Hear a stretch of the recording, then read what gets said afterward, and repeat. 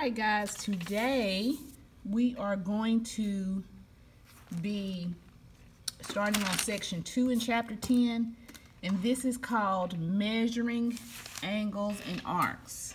Measuring angles and arcs. Now, this is my notebook from last year, so the page numbers are different because we went in a little bit different order last year.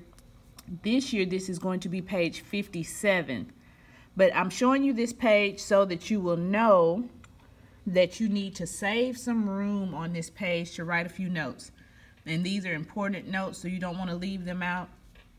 So we're going to go ahead and get started. But like I said, I did want to show you that information so you can know to save that room for that.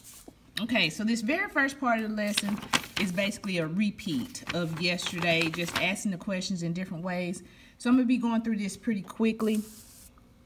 So this very first part, you know the equations for circumference are 2 pi r and pi d. Now, because you're doing this on your own, you can pause at any time and do whatever it is you need to do. The r stands for radius and the d stands for diameter. Okay, and here in this picture, this is your radius. It starts at the center and ends on the circle, and the diameter goes through the center, starts and ends on the circle. So it says find the circumference of each circle below. Use 3.1 for pi. Well, we did that yesterday, so I'm going to change this up a little bit today. We're just going to use pi. We're not going to use 3.14. We're going to just use pi, because I want to show you one of the other ways that a lot of times these answers are written. You'll see on standardized tests, so I want to expose you to that so you'll see it. So we have circumference is equal to 2 pi r, because we're given the radius here. But instead of multiplying this 3.14 in, we're going to leave it as pi. And we're going to leave the answer in terms of pi. So I said 2 times 7 is 14. So we have 14 pi millimeters. Okay? The reason I'm showing you this is, like I said, on standardized tests, sometimes you will see that. So it'd be best if you see a circle problem to glance down at the answers at first to see what form they're in. So here we have a diameter. So I'm going to use pi d for this one. So our diameter is 5. Plug in that times pi, and that's our final answer, 5 pi feet. Now, like I said, you can say 5 times 3.14 or 5 times pi in your calculator and get a value. But this is one of the ways that answers are sometimes displayed when it comes to circumference. And I want to make sure you see that area too for that matter. Okay, example 2, it says find the radius. Now this one is a little bit different. This one does multiply the pi in, and I'm digging out my calculator right now if you hear that noise rustling in the background, so that I can go through these with you right quick. So here we have C is equal to 2 pi r, okay, and they gave us the C, so we're going to substitute that in. That's 56.52 equals 2 times 3.14 times r, which is what we're looking for. So 2 times 3.14 is 6.28.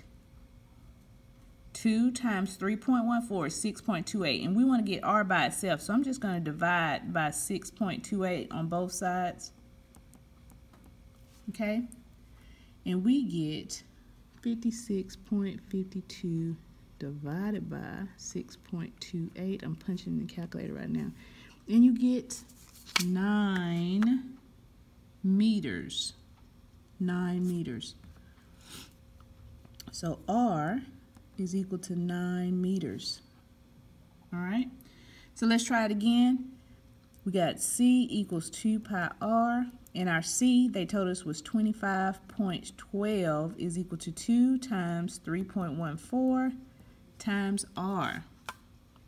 So I'll put it over here this time so you can see. I'm going to divide again by 6.28, and that 6.28 is this 2 times 3.14. That's where that came from. So we get 25.12 divided by 6.28. And we get 4. So this radius is 4 yards. Okay? That's not too hard. Same thing with this one. Excuse me, exact same process. Except this time we're looking for the diameters in these. So circumference is equal to pi d. I'm going to take that circumference and plug it in. Equals to 3.14 times diameter. I'm going to divide both sides by 3.14. And I get 69.08 divided by 3.14.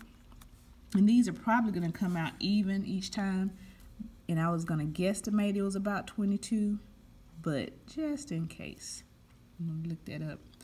All right, in this last one, circumference is equal to pi d. My circumference is 47.1 is equal to 3.14 times d.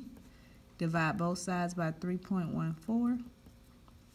And for d, when you calculate it, you get 15. And the units for this is miles, 15 miles. And that's it. Okay? Now, I'm going to end this video for this first section so these won't be too long each section. And then I'm going to show you how to do this next part where we're finding arc length.